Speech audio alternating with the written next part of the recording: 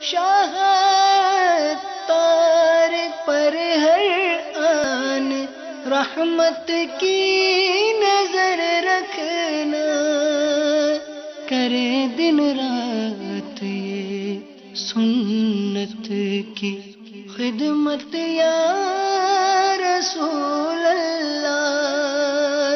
الحمدللہ رب العالمین والصلاة والسلام على سید المرسلین، اما بعد فاعوذ باللہ من الشیطان الرجیم، بسم اللہ الرحمن الرحیم۔ الصلاة والسلام علیک یا رسول اللہ وعلى آلک واصحابک یا حبیب اللہ۔ الصلاة والسلام علیک یا نبی اللہ وعلى آلک واصحابک یا نور اللہ۔ میٹھے میٹھے اسلامی بھائیوں اور اسلامی بہنوں، الحمدللہ عز و جل خالق کائنات جل جلالہ کی زمین پر عشق رسول صلی اللہ تعالی علیہ وآلہ وسلم کا مدنی جام تقسیم کرنے والے ایسے مرد کامل اب بھی موجود ہیں جو فیشن کی آفت میں گرفتار لوگوں کو پیارے مصطفیٰ صلی اللہ تعالی علیہ وآلہ وسلم کی سنت کریمہ کا اسیر بنانے کے خواہاں ہیں۔ یہ اللہ عز و جل کا خاص کرم ہے کہ اس نے ہمیں اس پرفتن دور میں تبلیغ قرآن و سنت کی عالمگیر غیر سیاسی تحریک، دعوت اسلامی کا مدنی ماحول اور شیخ طریقت امیر اہل سنت ابو بلال حضرت علامہ مولانا محمد الیاس اطوار قادری رضوی دامت برکاتہم العالیہ جیسے ولی کامل کی صحبت باثر سے نوازا۔ یقیناً امیر اہل سنت دامت برکاتہم العالیہ ان عظیم ہستیوں میں سے ایک ہیں جن کی مخلصانہ جد و جہد کی برکت سے ہزاروں نہیں بلکہ لاکھوں مسلمان بالخصوص نوجوان برائیوں سے تائب ہو کے نیکیوں کی راہ پر گامزن ہو چکے ہیں۔ الحمدللہ عز و جل بلا مبالغہ امیر اہل سنت دامت برکاتہم العالیہ نے اپنے سنتوں پر بیانات کے ذریعے لاکھوں مسلمانوں کے دلوں میں مدنی انقلاب برپا کر دیا۔ لہذا تمام اسلامی بھائی اور اسلامی بہنیں اس بیان کو توجہ کے ساتھ سماعت فرمائیں۔ الحمدللہ رب العالمین والصلاة والسلام علی سید المرسلین، اما بعد فاعوذ باللہ من الشیطان الرجیم، بسم اللہ الرحمن الرحیم، والصلاة والسلام علیک یا رسول اللہ وعلی آلک واصحابک یا حبیب اللہ، الصلاة والسلام علیک یا نبی اللہ وعلی آلک واصحابک یا نور اللہ۔ حضرت سیدنا سلمان فارسی رضی اللہ تعالیٰ عنہ کا تو آپ نے یقیناً نام سنا ہی ہوگا۔ ہمارے پیارے آقا تاجدار نبوت صلی اللہ تعالیٰ علیہ وسلم نے اپنے دست کرامت سے اس میں کھجور کے درخت لگائے تھے، یہ بہت مشہور ہے۔ یہ باغ کیسے ماریز وجود میں آیا، یہ داستان بڑی دلچسپ بھی اور عبرت آموز بھی ہے۔ حضرت سیدنا سلمان فارسی رضی اللہ تعالیٰ عنہ نے 100 سال تک تو آگ کی پوجا کی تھی، آتش پرست رہے وہ، پھر انہوں نے عیسائی دھرم قبول کیا اور 100 سال تک عیسائی مذہب کی تبلیغ کرتے رہے۔ اس طرح 200 سال کی عمر گزر چکی ہے، عمر آپ نے طویل پائی تھی۔ آپ کا جو استاد جو تھا معلم، وہ سخت بیمار ہو گیا اور قریب المرگ ہو گیا، تو آپ نے اپنے استاد سے استفسار کیا کہ حضور آپ کے بعد میں کہاں جاؤں؟ تو اس مسیحی معلم نے جواب دیا کہ مسلمان کے پاس، اس لیے کہ روئے زمین پر اب میرے بعد کوئی ایسا ہے ہی نہیں یہ جو انجیل مقدس کی تعلیمات پر باقی ہو، ایک وہ ہے کہ عیسائی مذہب پر گامزن ہو، ایسا کوئی ہے نہیں۔ اور سنو، نبی آخر الزمان صلی اللہ تعالی علیہ وسلم کا بھی ظہور ہونے والا ہے، اور وہ تمہیں کھجوروں سے لدی ہوئی بستی میں، کھجوروں کے شہر میں ملیں گے۔ ان کی نشانیاں 3 بتائیں۔ ایک نشانی یہ کہ وہ صدقہ قبول نہیں کریں گے، لیکن ان کو ہدیہ دیا جائے گا، نذرانہ پیش کیا جائے گا تو وہ قبول کر لیں گے، خود بھی تناول فرمائیں گے اور دوسروں کو بھی بانٹیں گے، اپنے ساتھیوں میں تقسیم فرمائیں گے۔ تیسری علامت یہ کہ ان کی پشت پر مہر نبوت بنی ہوئی ہوگی۔ ان کا غائبانہ یعنی سرکار کا غائبانہ تذکرہ سن کر حضرت سیدنا سلمان فارسی رضی اللہ تعالیٰ عنہ بڑے متاثر ہوئے اور ان کے عشق کی چنگاری اپنے دل میں پائی اور وقت کا انتظار کرنے لگے کہ اب کسی طرح وہاں پہنچے۔ پہلے کا سفر جو تھا وہ آج کل کے سفر کی طرح تو تھا نہیں کہ ہوائی جہاز میں بیٹھے اور پھر سے پہنچ گئے، بلکہ پہلے کا سفر بہت دشوار گزار ہوا کرتا تھا۔ کچھ عرصے کے بعد ان کے سننے میں آیا کہ ایک قافلہ اسی کھجوروں والے شہر کی طرف جا رہا ہے، تو یہ دوڑتے ہوئے اس قافلے کے پاس پہنچے اور اس قافلے والوں کے پاس جا کر کہ مجھے بھی وہیں لے چلو جہاں تم لوگ جا رہے ہو۔ چنانچہ وہ لے کر آگے چلے۔ میں نے عرض کیا کہ سفر پہلے بہت دشوار گزار ہوتے تھے، تو چلتے رہے یہاں تک کہ ان قافلے والوں نے ان کو بیچ دیا، دوسروں کے ہاتھ غلام کر بیچ دیا، یہاں تک کہ وہ راستے میں مدینے پہنچنے تک 7 بار بکے۔ ایک نے خریدا، پھر آگے چل کے اس نے بیچ مارا، تیسرے نے خریدا، اس نے بیچ دیا، اس طرح مطلب وہ 7ویں بار جب بکے تو مدینہ بھی قریب آ چکا تھا، اور اتفاق سے جس نے خریدا نا وہ مسجد قباء جہاں آج کل مدینہ پاک میں بنی ہوئی اس کے ارد گرد ہی رہتا تھا، مدینہ شریف میں وہ بک گئی ہے۔ اب وہاں وہ خدمت کرنے لگے اس کی۔ ابھی کچھ مطلب نہیں کہ سمجھ نہیں آ رہی تھی کہ کہاں ڈھونڈے اپنے مطلوب کو اور اپنے محبوب کو، یہ وہاں اس کی خدمت کرتے رہے۔ ایک بار درخت پر چڑھ کر کھجور وغیرہ آپ توڑ رہے تھے اور باغ کی خدمت کر رہے تھے اس مالک کے، کہ اس کا بھتیجا دوڑتا ہوا آیا۔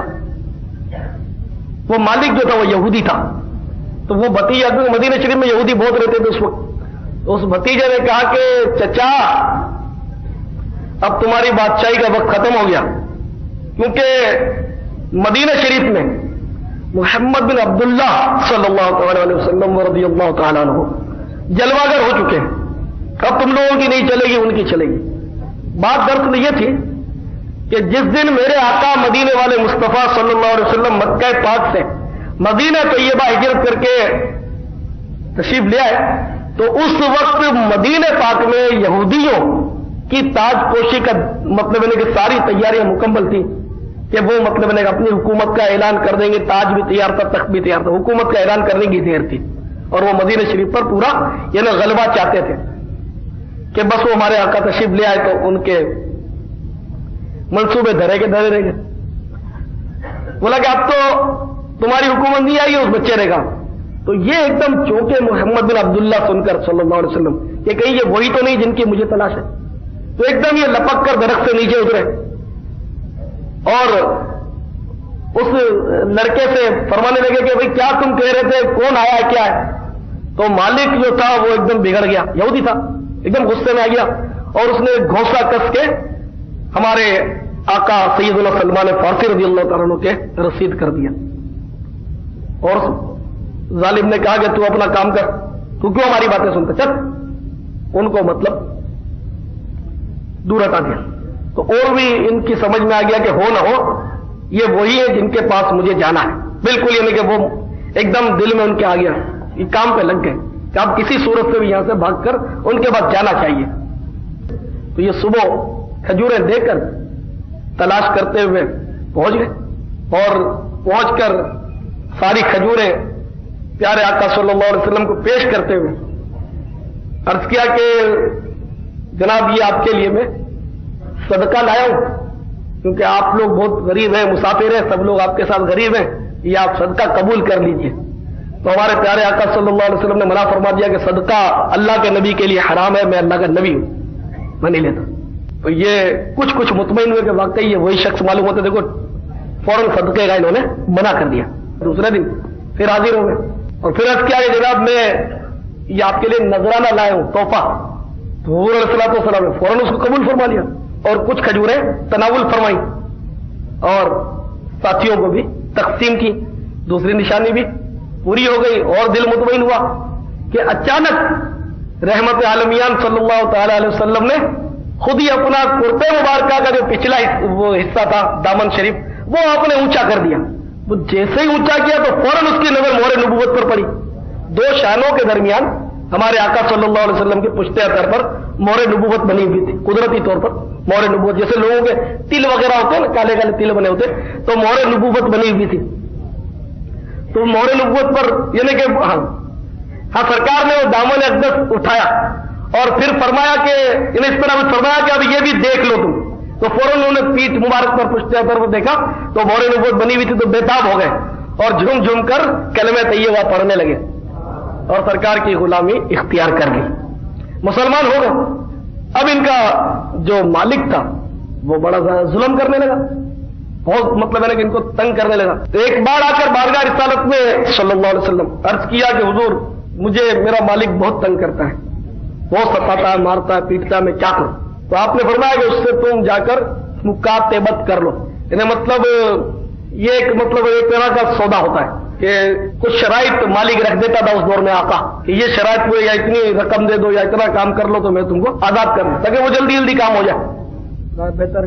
तो वो मालिक के पास तशरीफ लाए और अपने आका से बात की कि मुझे मतलब मैंने आजाद होना है, तो क्या आपकी मतलब शराइत है? तो मालिक ने बोला कि इतने इतने औकिया तो सोना दूंगा। चंद औकिया बताया। औकिया ये एक मतलब यानी कि पैमाना होता है, जैसे अब तोला माशा रत्ती वगैरह होता है ना, औकिया सोना दूंगा और 300 खजूर के दरख्तों वाला बाग उसने तलब किया कि ये दो तो मतलब मैं दूंगा। ये सरकार की बारगाह में हाजिर हुए कि हुजूर वो तो ये कह रहा है। तो हमारे आका सल्लल्लाहु अलैहि वसल्लम ने फरमाया कि उससे तय कर लो। तो अर्ज किया हुजूर अव्वल तो मेरे पास कुछ है नहीं, इतने औकिया सोना, बिलफर्ज ये हो भी जाए तो इसने 300 दरख्त लगाने की बात की। 300 दरख्तों वाला बाग जो खजूरों से लदा हुआ, शर्त यह थी कि उसमें फल लग जाए। सर तो उन्होंने जाकर उससे मुआहदा कर लिया। फिर आगे बारगाह रिसालत में जब तो एक सहाबी जो थे उन्होंने अंडे जितना सोना पेश किया, सरकार की नजर किया, सरकार ने उठाकर सलमान फारसी रज़ियल्लाहु तआला अन्हु को अता फरमा दिया। अंडे इतना सोना बाजार काफी नहीं था, लेकिन बोला कि चलो तुम दे तो आओ। तो ये सोना लेकर गए अपने आका के पास। उसने सोने का वजन पूरा किया तो जितने वो किया उसने कहा था उससे कुछ ज्यादा ही निकला। तो सोने वाली शर्त तो पूरी हो गई। अब बाग सरकार ने सहाबा किराम को हुक्म दिया कि खजूरों के पौधे तैयार करो। पौधे जैसे कलम लगाते हैं ना, तो खजूरों के पौधे भी लगाए जाते हैं, पौधे तैयार। चुनांचे सहाबा किराम ने मिलजुल कर खजूरों के पौधे मतलब इकट्ठे किए और जमीन जो मतलब तय थी उस पर सरकार तशरीफ ले गए और गड्ढे खोद लिए गए उसके लिए। और हमारे प्यारे आका सल्लल्लाहु तआला अलैहि वसल्लम ने अपने दस्ते मुबारक से खजूरों के पौधे लगाए। 300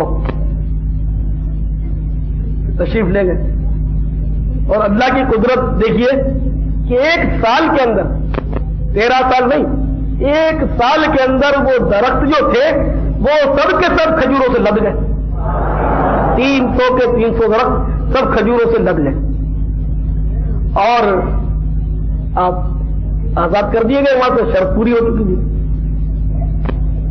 सलमान फारसी रज़ियल्लाहु तआला अन्हु का वो मुकद्दस बाग, अल्हम्दुलिल्लाह उसकी मैंने जियारत का शरफ हासिल किया है, लेकिन बदकिस्मती से अब उसको बतौर प्लाट फरोख्त कर दिया गया है। तो इस दरख्त की वैल्यू तो कोई क्या मतलब है कि इसकी लगा सकता है कि ये तो अनमोल है। तो जब ये दरख्त बाकी थे उस वक्त जिसके पास ये बाग थे, मुसलमान था जिसके पास ये बाग थे, उसके तो वारे नियारे थे। वो इन दोनों मुकद्दस दरख्तों की 2 खजूरें 1 रियाल में बेचता था। 1 रियाल में 2 खजूरें। तो इस तरह उसका गुजारा उस पर होता था और बड़ी कमाई होती थी। ना उसको बाजार जाने की जरूरत पड़ती थी, نہ سپلائی کی نوبت آتی تھی، نہ دکانوں کے دھکے کھانے پڑتے تھے، زائرین خود ہی ٹھوکرے کھاتے ہوئے ڈھونڈتے ہوئے تبرکن وہ کھجوریں خریدتے تھے 1 ریال کی 2 کلو۔ عشق ہوتا۔ تو اب بہرحال وہ مقدس باغ جو ہے وہ بدقسمتی سے بس وہ بیچ دیا گیا۔ تو اسی طرح دندان مبارک جب شہید ہوئے تھے احد شریف کے دامن میں، تو وہ عاشقوں نے اس پہ قبہ بنایا تھا، لیکن اب وہاں روڈ بنا دیا گیا اور وہاں گاڑیاں اور کاریں دوڑتی ہیں اس جگہ پر، معاذ اللہ پتہ نہیں ہوتا لوگوں کو، لیکن اس جگہ اب بالکل پلان کر کے روڈ میں شامل کر دیا۔ لیکن لوگ بتاتے کہ یہ جگہ وہ تھی، تو جا کر اس شاہ اس کو چومتے۔ تو پھر انشاءاللہ جب موقع ملے گا تو پھر انشاءاللہ اسی جگہ پر روڈ کو ختم کر کے قبہ بنا دیا جائے گا۔ کہیں کہیں آثار باقی رہ جاتے ہیں۔ میں نے امی جان کا مزار دیکھا ہے وہاں وادی فاطمہ کے قریب، حضرت سیدتنا ام المومنین میمونہ رضی اللہ تعالیٰ عنہ، یہ ہماری امی جان ذرا جلالی ہیں، بالکل روڈ کے بیچ میں، بالکل یعنی کہ تشریف فرمائے کہ کوئی ہٹا کر دکھائے، دونوں طرف یعنی کہ روڈ کی توسیع کرنی تھی، روڈ کی توسیع کرنی تھی، انہوں نے نہیں کرنی تھی، یعنی کہ وہ بالکل یعنی کہ جیسے روڈوں پہ یہاں مزار ہوتے وہاں تو سواری نہیں کہ ہو سکتا ہے، لیکن یہ ہٹنے کا نام نہیں لیتی، بالکل تشریف فرمائے کہ میں اپنے مطلب یعنی کہ زائرین کے کلیجے ٹھنڈے کروں گی تاکہ میرے پاس آئے اور سلام عرض کریں۔ تو اس مزار کو مسمار کرنے کی کوشش کی، تو وہ ٹریکٹر ان کا جو تھا یا جو بھی بلڈوزر تھا، بلڈوزر وہ الٹ جایا کرتا تھا، چلتی ہو جاتا تھا، تو پھر مجبور ان کو 4 دیواری چھوڑ کر روڈ بنانا پڑا، تو 4 دیواری میں تشریف فرمائے، تو الحمدللہ ہم نے ان کی زیارت کی ہوئی ہے۔ تو بہرحال یہاں مقصود میرے پیارے اسلامی بھائیوں عرض کرنے کا یہ تھا کہ حضرت سیدنا سلمان فارسی رضی اللہ تعالیٰ عنہ کی ساری زندگی یہ ہمارے لیے سراسر عبرت ہی عبرت ہے۔ 100 سال آتش پرست رہے، 100 سال عیسائی مذہب کی تبلیغ کرتے رہے، اور پھر جب اسلام کی عظمت دل میں جاگزی ہوئی، محبوب کریم صلی اللہ تعالی علیہ وسلم کی محبت سے سینہ مدینہ بنا، تو قربانیاں کتنی دی آپ نے دیکھا، اور پھر اسی راہ میں اتنی صعوبتیں برداشت کی کہ 7 بار یہ بکے، تو کیسے کیسے مالک ملے ہوں گے، کیسے کیسے کام ان سے لیے ہوں گے، اور کتنے سال اس طرح انہوں نے سہرا نوردی کی ہوگی، اور بالآخر کتنی بھاری قیمت ادا کر کے یہ آزاد ہو۔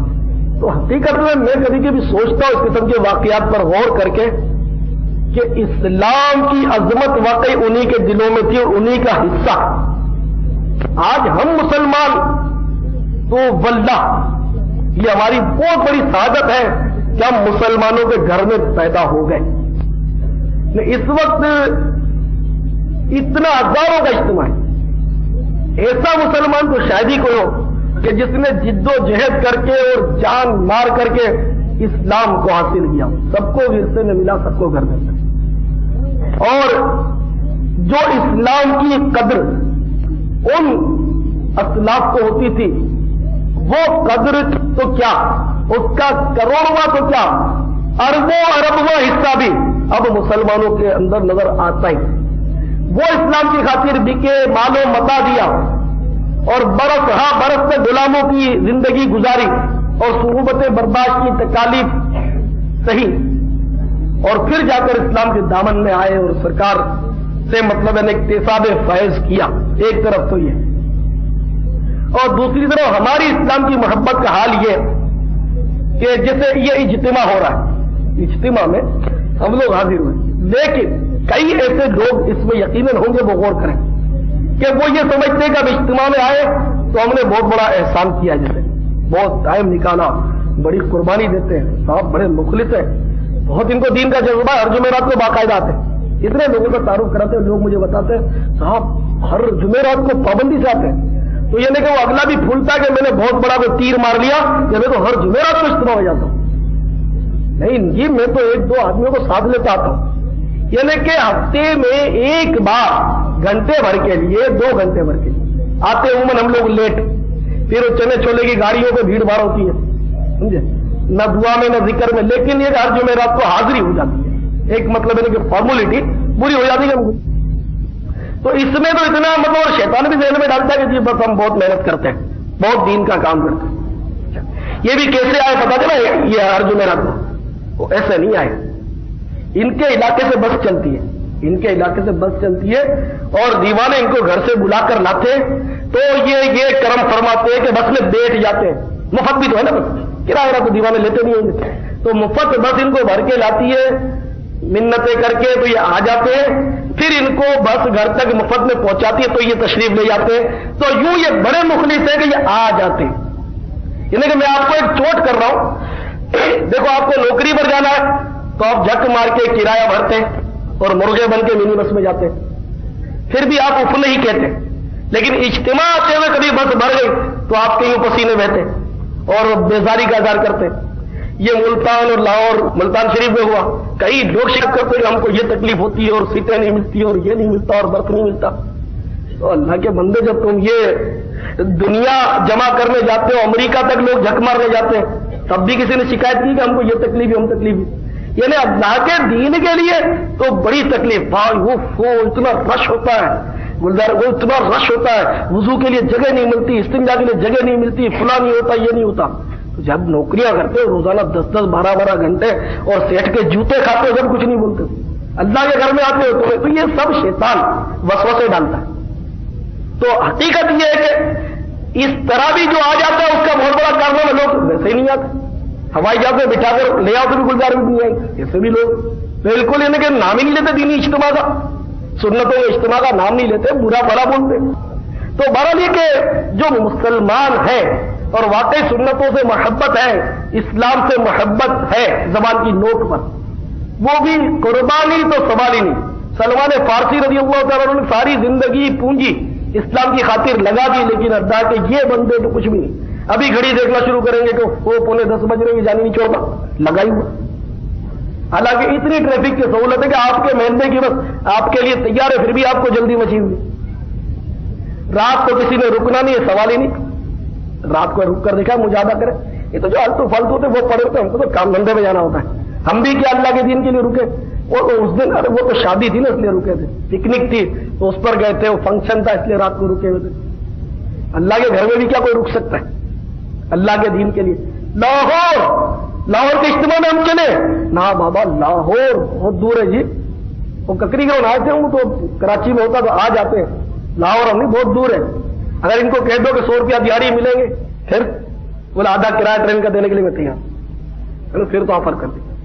یعنی دنیا کمانے کے لیے آئے دن یعنی کہ پنجاب سے لوگ آتے ہیں، دعوت اسلامی سے محبت بھی وہ کرتے ہوتے، لیکن وہی میں نے کہا زبان کی نوک سے محبت ہوتی، وہ آتے رہتے پنجاب سے، ہفتے عشرے 15 دن آتے رہتے، لیکن جمعرات کے اجتماع کا ان کو کہو نہیں، بدھ کو ہماری ٹکٹ ہے، جمعرات کو ہماری سیٹ ہے، تو وہ اس طرح مطلب ہے کہ وہ آتے پھر بھی اجتماع میں ان کو توفیق نہیں ہوتی، وہ نوٹیں کمانے کے لیے آتے ہیں تو ان کو کوئی تکلیف بھی نہیں ہوتی، اجتماع کے لیے رک جائے تو جمعے کو پھر بھیڑ ہو جائے گی، تکلیف ہو جائے گی، بہت پریشانی ہوتی ہے، وہ پھر تو ہم کو سنیچر کو ہم پہنچیں گے اور یہ حرج ہوگا دکان فلاں، تو اس لیے مطلب ہے کہ دین کے لیے قربانی دینے کے لیے اے میرے بھائیوں کوئی تیار ہی نہیں، کسی کو پڑی بھی نہیں۔ اچھا اب زیادہ زیادہ اپنی کسی نے بنا بھی لی، میں داڑھی رکھ لی، امامہ باندھ دیا، نمازی بن گیا، سلام۔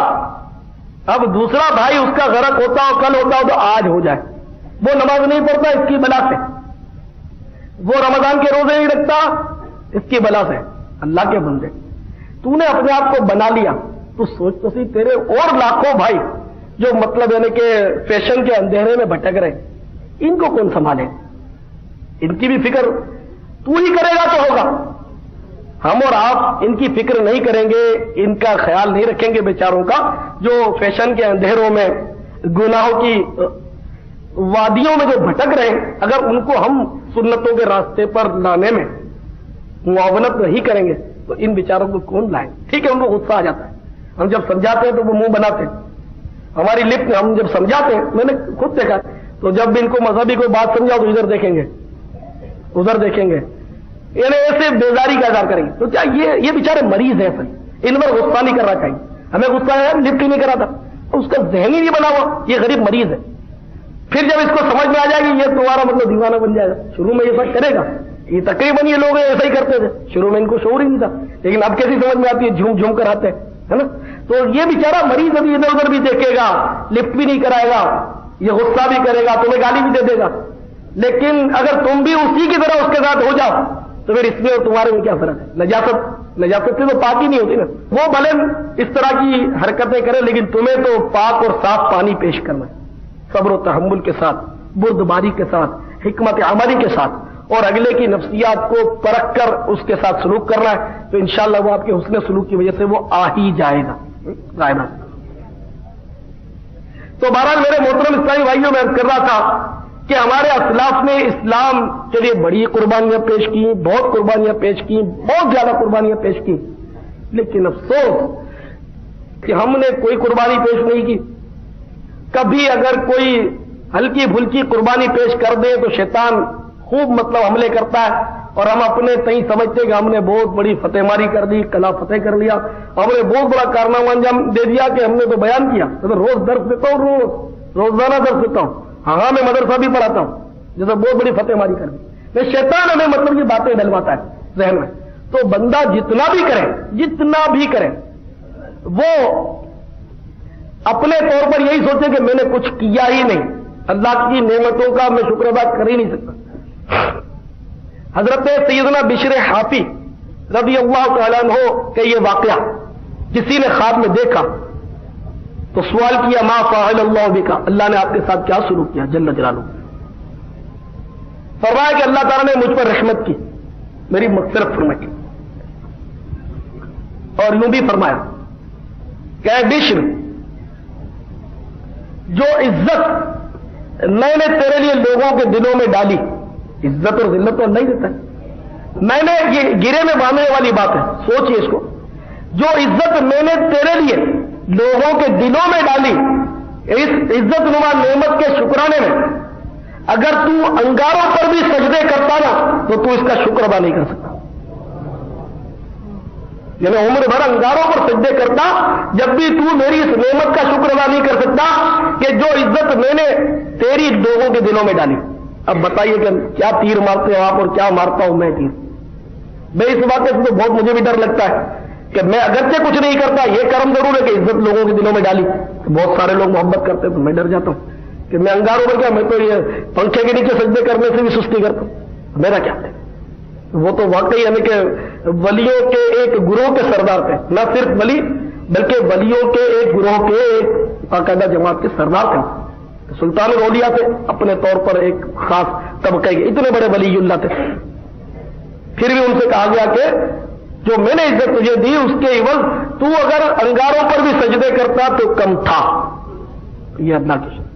تو میرے محترم بھائیوں, میں نے درس دے دیا, میں نے بیان کر لیا, جمعے کے دورے میں آ کر میں نے بیان کر لیا, تو کون سا احسان کیا؟ آپ نے سن لیا تو کون سا احسان کیا؟ آپ نے کہیں درس دے دیا, کون سا احسان کیا؟ آپ نے کسی کو رائے راست پر لگا دیا, کون سا احسان کیا؟ جو اس کو جتا رہے آج کہ میاں تو جوا کھیلتا تھا, مجھے دعا دے کہ میں تجھے مسجد میں لایا, میں تجھے ماحول میں لایا, میں نے تجھے داڑھی رکھوائی. ولا حول ولا قوت الا باللہ. قرآن عظیم میں صاف ارشاد ہے لا تبطلوا صدقاتکم بالمن والاذى, اپنے صدقات کو احسان جتا کر اور دل دکھا کر, ایذا دے کر باطل مت کرو. نے کسی پر کوئی احسان کر دیا, نیکی کر لی کسی کے ساتھ, اس کو اگر جتایا تو اپنا عمل برباد ہو گیا. تو میں نے تیرے کو نوکری لگوا دی تھی, آج مجھے ہی تو مطلب ہے کہ یہ کرتا اور آنکھیں دکھاتا اور منہ پھیرتا مجھ سے, میں نے تجھے دھندے پر لگایا, میں نے تجھے مشورہ, لوگ اس طرح کہتے ہیں تو نہیں, جو بھی کیا یہ اللہ تعالیٰ کی طرف سے ہے, اور اللہ کا احسان ہے کہ مجھ سے اور آپ سے اللہ تعالیٰ کام لے رہا. خدا کی قسم یہ اسی کا احسان ہے کہ وہ ہم سے کام لے. اگر میں نہیں کروں گا کام, آپ نہیں کرو گے, تو اللہ تعالیٰ کسی اور کو کھڑا کر دے. وہ بے نیاز ہے, کوئی بھی نہ کرے دین کا کام تو اس کو کیا پڑی, اس کو کیا ضرورت ہے, تو بے نیاز ہے, بے پرواہ بادشاہ, وہ جس سے چاہے لے لے نہ لے اس کی مرضی. تو بہرحال یہ کہ میرے محترم اسلامی بھائیوں, یہ بھول جاؤ, بالکل بھول جاؤ کہ ہم بھی مطلب ہے کوئی بہت بڑا کام کر سکتے ہیں. اب نہیں کر سکتے, ہمیں اتنی عمر ہی نہیں ملتی. سلمان فارسی رضی اللہ تعالیٰ نے جو قربانیاں دی دین کے لیے, خدا کی قسم اس کے عرب میں حصے پر بھی ہم نہیں پہنچ سکتے. تو سوچ لیں ہم تو مفت کے بس میں بیٹھ کے ان عربی میں آتے ہیں, کیا خاص مطلب ہم نے کیا قربانی دی, وہ بھی گھر سے گھسیٹ کے لاتے ہیں ہم کو, پھر بھی کبھی کبھی چھٹک جاتے ہیں, بھاگ جاتے ہیں اور بہانے بناتے ہیں, ماں بیمار ہے, باپ بیمار ہے. مجھے تو کہیں ٹکر ہے, بھائی آپ اجتماع میں 2-3 مہینے سے نظر نہیں آ رہے, اجتماع میں کیا بات ہے, تو باپ بیمار ہے, जरा नौकरी पर जाते हैं, वो तो जाते हैं, और पढ़ाई है वो भी करते हैं। अब देखो रोजाना स्कूल पढ़ने के लिए, कॉलेज पढ़ने के लिए लोग जाते हैं। ये स्कूल वैन छोड़ने जाती है बच्चों को तो 100, 50, 150 रुपये किराया लेती होगी, और पाबंदी से बच्चा बिल्कुल रेडी 1, 2, 3 तैयार स्कूल जाने के लिए। जैसे उसने आवाज दी वो मतलब उड़ता हो, बल्कि दरवाजे के बाहर इंतजार कर रहा है बच्चा, वो स्कूल वैन में बैठ जाएगा, वो 100 रुपया 150 रुपया जो भी है वो उसको देगा। स्कूल का तनख्वाह अलग दी जाएगी, वो सारे 400-500 रुपये तालीम पर महीने के खर्च होते हैं। और जुमेरात को एक बार जाना तो मुफ्त की बस मिले, वो भी आए तो ऐसा, वरना बस कैसी अजीब सी बात है। यूनिवर्सिटी जाते हैं ना, कॉलेज जाते हैं, यूनिवर्सिटी जाते हैं लोग, उसमें जाते हैं लोग, कितना खर्च रोजाना करते होंगे। इज्तिमा कर्फ्यू हो गया जनाब, हंगामे हो गए जी, बहुत खतरा है, गुलजार हबीब में नहीं जाना, हंगामे हो रहे हैं, आपके हालात खराब है। हालात खराब है तो इज्तिमा में, आज तक गुलजार हबीब में तो मेरे बेटा गोली नहीं चली। कर्फ्यू भी होता है तो अल्हम्दुलिल्लाह तो हमारे हो ही जाते हैं, जो दीवाने उनका रास्ता न कर्फ्यू रोकता है न क्लाशिनको, इज्तिमा हो जाता है अल्हम्दुलिल्लाह अल्हम्दुलिल्लाह। तो बहरहाल ये कि दुनिया के लिए कुर्बानियां पेश करने वालों, उस वक्त तक तुम अपनी आखिरत सही मानों में बनाने में कामयाब नहीं हो सकते जब तक दीन के लिए कुर्बानियां पेश करना ना सीख लोगे। दुनिया के लिए तो सभी कुर्बानियां दे रहे हैं और उनको तरगीब दिलाने की जरूरत ही नहीं। मुझे लोग कहते हैं कि तुम बस वो आखिरत की याद दिला, कभी इनको ये भी कहो कि वो दुनिया का भी काम करे, ये करे। मेरे को कहने की जरूरत क्या है? वो सारे जराए इबलाग तो दुनिया का तरगीब दिलाने के लिए लगे ही हुए। माँ बाप ने तो बच्चा जब थोड़ा हिकलाना शुरू करता है तो माँ बाप को ये सिखाते कि बेटा बस सोते वक्त में दुआ करके अल्लाह हमारी रोजी में बहुत ज्यादा बरकत दे। तो वो शुरू से ही बच्चा जो होश संभालता है उसको कोई को में होटल में डाल देती है, कोई कान में डाल देती है, कोई दुकान में डाल देती है। वो सारे लोग मेहनत मजदूरियां करते करवाते, स्कूल, तालीम, कॉलेज, यूनिवर्सिटी, ये तो चल ही रहा है। अब मैं भी अगर इसी की तरकीब दिलाना शुरू करूं तबलीग कौन करेगा? तो सारी जो मतलब है कि मशीनरी है दुनिया की, वो तो लगी ही दुनिया बनाने पर है। तो अगर एक आध दीन की बात कर दो उसको भी कहेगा तुम दुनिया का भी इसको सिखाओ। अब मैं क्या दुनिया का इसको सिखाऊं? सारे ही तो सिखा रहे, तो मुझे इसी पर छोड़ दो। तो हमारा देख कि जिंदगी का मकसद सिर्फ और सिर्फ यार लोगों ने दुनिया समझा। सारी कुर्बानियां, सारे मतलब यानी कि जो भी मतलब यानी कि वो कुव्वतें लगी हुई है, वो सब के सब हुसूल दुनिया में ही मगन है। किसी को एहसास नहीं कि दुनिया कब तक रहेगी, जिंदगी और मौत का कोई भरोसा ही कब है। एकदम झटके से बंदा मौत का शिकार होगा, पता भी नहीं चलता। अल्लाह सबकी बख्शिश करे, मग़फ़िरत करे। वो हम लोग तो ये हमारी एक रूटीन है कि जिसका इंतकाल हो गया तो फौरन मुंह से निकल अल्लाह उसकी मग़फ़िरत फरमा, तो नहीं ये होता है। तो मैं कभी कभी सोचता हूँ कि जो मरा उसको भी मग़फ़िरत की जरूरत है, जिंदा का नहीं है। आज का जिंदा कल का तो मुर्दा है ही है। मिस्टर कल मरहूम तो है ना, तो वो उसके लिए मग़फ़िरत की दुआ, तो हमारे लिए मग़फ़िरत की दुआ। दादा जान का इंतकाल हो गया है, उनके लिए दुआ मग़फ़िरत कीजिए, और दादी जान सख्त बीमार है उनके लिए दुआ सेहत कीजिए। और मैं दादा और दादी की दोनों की मग़फ़िरत की दुआ का कायल हूं। पहले दादी भी तो कब्र में जाएगी ना, मग़फ़िरत की उसको भी जरूरत है। तो इस तरह पोता भी नहीं बचेगा, पोते ने भी मग़फ़िरत की। तो बहरहाल कि सबके लिए मग़फ़िरत की दुआ होनी चाहिए। हदीस पाक है जिसका खुलासा है कि जो जितने मोमिन के लिए जितने मोमिनों के लिए दुआ मग़फ़िरत करेगा उतनी तादाद में उसको नेकियां मिलेगी। मसलन आपने कहा कि या अल्लाह इलियास कादरी की मग़फ़िरत फरमा, तो आपको एक नेकी मिलेगी। अच्छा, अब आपने कहा कि या अल्लाह इलियास कादरी और इस इज्तिमा में जितने लोग हाजिर हैं सबकी मग़फ़िरत फरमा, तो अगर बिल फर्ज 27वीं के 27,000 हो, ये है ना, तो 27,000 नेकियां मिल जाएंगी आपको, है ना। तो इस तरह अगर या अल्लाह प्यारे महबूब सल्लल्लाहु अलैहि वसल्लम की तमाम उम्मत की मग़फ़िरत फरमा, तो अरबों नेकियां मिल जाएंगी इंशाअल्लाह। देखो ना, तुम तो मरी हुई दादी की मग़फ़िरत की दुआ कराते हो, लेकिन हमारे आका सल्लल्लाहु अलैहि वसल्लम ने हमेशा अपनी उम्मत की दुआ की नहीं की? बताओ, सच्ची बताओ, सच्ची बातें की ना। आपने सुना है ना कि हमारे आका सल्लल्लाहु अलैहि वसल्लम उम्मत की बहुत फिक्र करते थे और उनकी मग़फ़िरत की बहुत फिक्र करते थे। हत्ता कि शब मेराज भी अपनी उम्मत की बख्शिश की बात करके आए, की ना बात, सबको पता। तो वो उम्मती कि हम तो 1400 साल के बाद पैदा हुए, 1300 से भी ज़ायद साल के बाद हम दुनिया में आए। तो हमारे आने से पहले हमारी मग़फ़िरत की बात तय करने के अल्लाह के हबीब अपने रब से मुलाकात किए, हमारी मग़फ़िरत की बात तय की ना हमारे आने से पहले। तुम मरी हुई दादी की मग़फ़िरत की बात करते हो और हमारे आका हमारे पैदा होने से पहले हमारी मग़फ़िरत की बात دادی اور دادا کے ساتھ ساتھ پوتی اور پوتے کو مت بھولا کرو. آپ کسی کے لیے کرو نہیں کرو، مجھ گناہگار کے لیے تو مغفرت کی دعا کرو، یہ آپ کا احسان ہوگا. میری بیماری سے شفا کی دعا کرنی ہے نہیں کرنی ہے آپ کی مرضی، جو بھی کرنا ہے. مغفرت ہو گئی تو سارا مسئلہ حل ہو جائے گا. کوئی کروڑوں پتی ہو جائے زندگی کا مقصد پورا ہو گیا، کوئی اسمبلی کا ممبر بن جائے تو زندگی کا مقصد پورا ہو گیا، کوئی وزیر بن جائے تو اس کی زندگی کا مقصد پورا ہو گیا، کوئی صدر بن جائے اس کا مقصد پورا ہو گیا، کوئی وزیر اعظم بن جائے تو اس کا مقصد پورا ہو گیا. وہ ان کے زوم فاسد میں ہوا ہوگا. الیاس قادری کی زندگی کا مقصد اسی وقت پورا ہوگا تو اس کا رب راضی ہو جائے. اس لیے اس کے لیے یہی دعا کیا کرو. اللہ تعالیٰ آپ کو جزائے خیر عطا فرمائے. اچھا تو ابھی یہ قربانیوں کی بات تو آپ نے بہت کی، پتہ نہیں آپ قربانی دو گے بھی یا نہیں دو گے. لاہور چلو گے نہیں چلو گے؟ ہمارے قریب میں ایک واقعہ ہوا تھا کہ وہ ملتان میں اجتماع تھا، گرمی سخت تھی تو گھر والوں نے نہیں آنے دیا.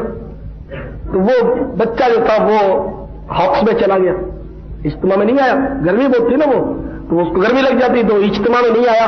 ہاکس میں گیا اور وہاں ڈوب کر اس کی لاش آئی بیچارے، جوان لڑکا تھا. تو اللہ تعالیٰ اس کی مغفرت فرمائے. تو یہ کہ وہی عادت پڑی ہے کہ مر جائے اس کی مغفرت فرمائے. اللہ تعالیٰ ہم سب کی مغفرت فرمائے. تمہارا یہ کہ موت آنی اگر وہاں لاہور میں نہیں آؤ گے تو یہاں موت آئے گی، یہاں اجتماع میں آئے گی، وہاں اجتماع میں آئے گی تو یہاں ہل پارک پر آئے گی. یا منورے میں ڈوب کر مر جاؤ گے، یا ہل پارک سے گر کر پہاڑ سے گر جاؤ گے، ہے نا، ہاکس بے میں ڈوب جاؤ گے تو کیا کرو گے. اللہ تعالیٰ ہمیں ایمان پر عافیت کے ساتھ خاتمہ نصیب فرمائے.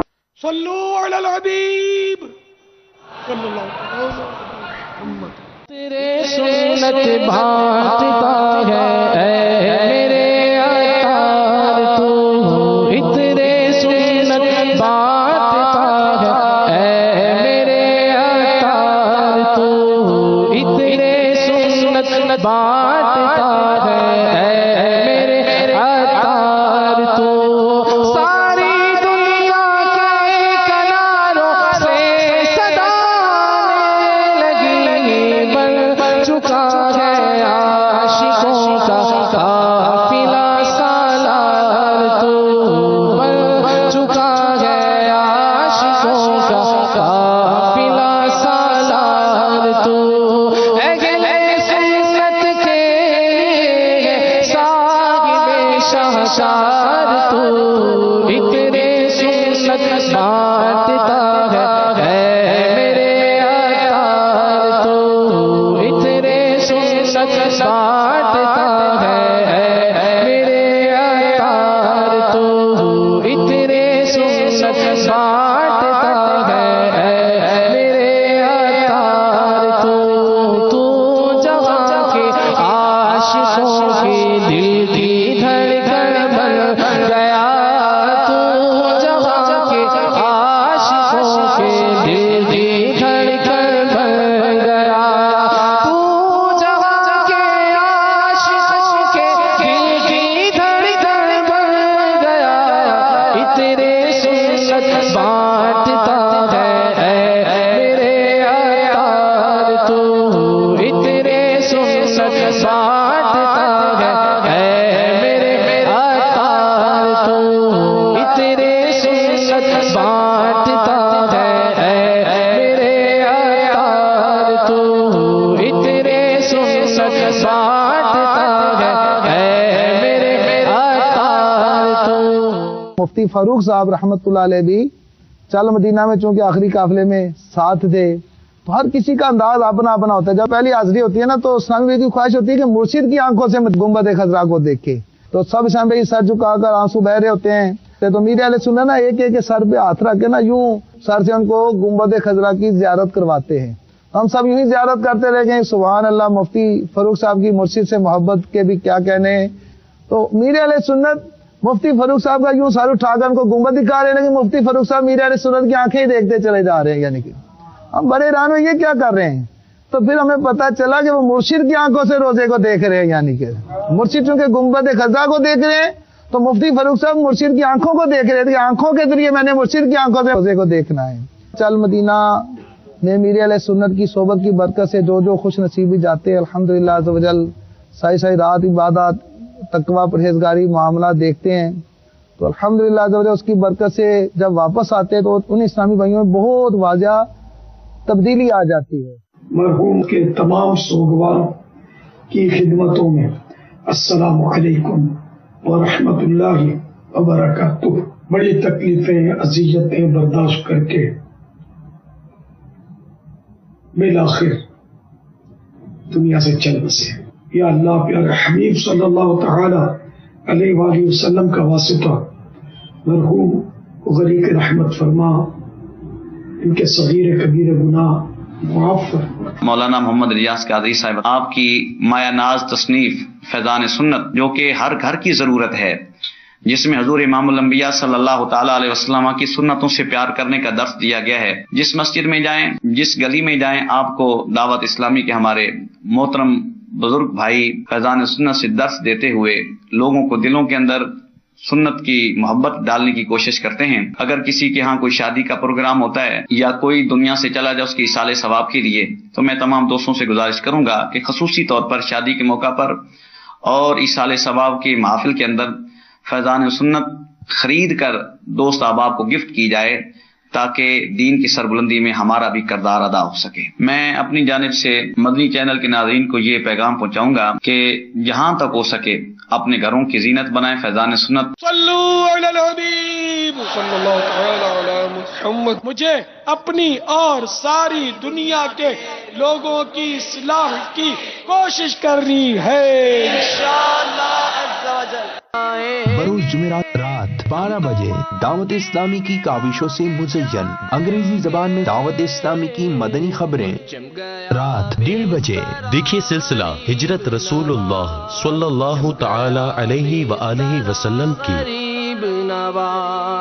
رات 2 بجے دیکھیے سلسلہ اسباق تصوف میرے مشکل کشا مدنی چینل پر.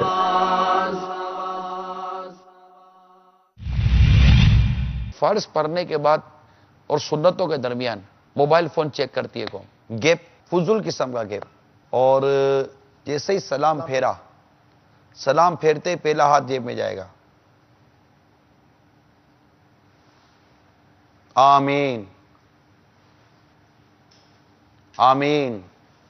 ارے بھائی دعا کر رہا ہے، جس سے دعا کر رہا ہے اس کی طرف توجہ تو کر. اب یہ قبولیت دعا کا وقت ہے، مگر موبائل فون نے آپ کو قبولیت دعا کے وقت میں مصروف کر دیا. کیا عجب کہ آپ کا موبائل فون سائلنٹ کے بجائے آپ نے وائبریٹ پہ رکھا ہوا ہے. دوران نماز وہ بار بار آپ کو ہلا ہی رہا ہے. نہ نماز میں ذوق، نہ نماز میں شوق، نہ نماز میں دل لگے، نہ دعا میں دل لگے. پھر بیان ہو تو بیان کے اندر باقاعدہ میں نے امیر اہل سنت کے مدنی مذاکرے میں مسجد میں ہمارے جو فیضان مدینہ میں ہوتا ہے وہاں موبائل فون تو نکالتے نہیں ہیں. میلاد یا رمضان وغیرہ میں موبائل ہم رکھ لیتے ہیں. تو اب وہ مسجد کے اندر وہ بیٹھے ہوئے باقاعدہ میں دیکھتا ہوں اسکرینز کے اوپر مدنی مذاکرہ ہو رہا ہے. یار اللہ اور اس کے رسول کی باتیں بیان ہو رہی ہیں، نیکی کی دعوت بیان ہو رہی ہے، دنیا اور آخرت کی بھلائی کی باتیں بیان ہو رہی ہیں، اور آپ اپنے موبائل فون کو لے کر بیٹھے ہوئے ایس ایم ایس کر رہے ہیں یا ایس ایم ایس کا جواب دے رہے ہیں. بعض لوگ موبائل فون پہ باتیں کر رہے ہوتے ہیں. کیا پتہ کہہ رہے ہو ہاں میں نظر آ رہا ہوں، کچھ نہیں پتا کہ ہاں میں نظر آ رہا ہوں. گھر والوں سے بات کر رہے ہوں تو گھر والے نظر نہیں، کیا نظر آنے کے لیے تھوڑی موبائل، اب کیا ٹی وی پر نظر آنے کے لیے آئے تھے. آپ کیا یہ نیت کرتے ہیں کہ نماز پوری ختم کرنے کے تک موبائل فون سائلنٹ نہیں، موبائل فون آف رکھیں گے؟ اور جو نیت میں کروا رہا ہوں یہ اتنی مشکل نہیں ہے کہ آپ دوران نماز جیسے آپ شروع کر رہے ہیں یا اللہ توفیق دے تو مسجد میں داخل ہوتے ہی دوران نماز اپنا موبائل فون آف کر دیں. صلو علی الحبیب صلی اللہ تعالی علی محمد. مجھے اپنی اور ساری دنیا کے لوگوں کی اصلاح کی کوشش کرنی ہے انشاءاللہ عز و جل. اللہ عز و جل نے جو عطا فرمایا اس پر شاکر رہیں. فضول خرچی شریعت میں ناپسندیدہ عمل ہے اور کنجوسی بھی کسی طور پر اچھی چیز نہیں، بلکہ اسلام تو دیتا ہے پیغام قناعت کا، مالی طور پر مستحکم رہنے کا ایک راز، آسودگی و پریشانی سے بچنے کا انمول خزانہ. اہم اور فکر انگیز معلومات کے حصول کے لیے دیکھیے 30 اپریل 2015 بروز جمعرات صبح 8 بجے سلسلہ اسلامی زندگی، جس کا موضوع ہے انمول خزانہ، براہ راست ٹیلی کاسٹ مدنی چینل پر. عاشقانہ